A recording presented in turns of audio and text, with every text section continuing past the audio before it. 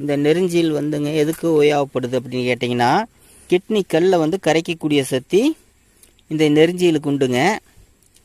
பாருங்க, இந்த மாதிரி காய் வந்து இந்த மாதிரி இருக்கும். இலை வந்து பூவு இலை இந்த மாதிரி இருக்கும். இதுதாங்க நெருஞ்சில். இது எல்லா இடத்துலையும் அதிகமாக கிடைக்காதுங்க. இது ஒரு அற்புதமான மூலிகை. எப்பேற்பட்ட கிட்னி கல்லையும் கரைச்சி எடுத்துரும். 2-3 நாளையிலேயே கரைச்சி எடுத்துரும். ஆனால் வந்து நம்ம ஒரு வாரம் இதை நம்ம கஷாயம் வச்சு குடிக்கணும். அது இல்லாத இதை நம்ம சட்னியாகவும் செஞ்சு சாப்பிடலாம்.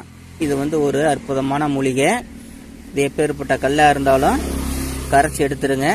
அப்போல்லாம் வந்து இதுதாங்க நம்ம கிட்னி கல் வந்தைகளுக்கு மெயினாக கொடுப்பாங்க. இதெல்லாம் நிறைய நம்ம எல்லாம் மறந்துட்டோம்.